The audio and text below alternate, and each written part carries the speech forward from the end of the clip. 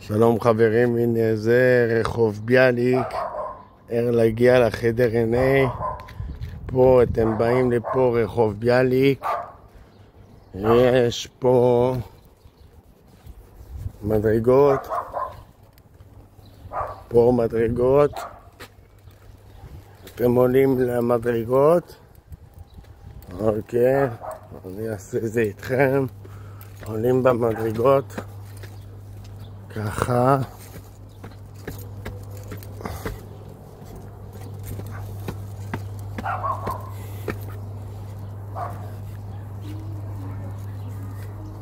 עולים במדרגות,